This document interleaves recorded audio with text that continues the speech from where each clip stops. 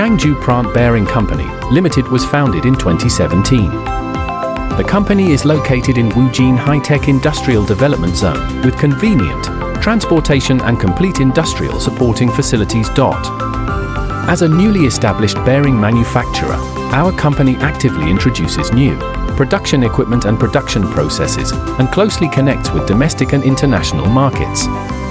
At present, the company's main products include needle roller bearings, solid ring bearings, cam follower bearing, combined bearings, and other related needle roller bearings, etc.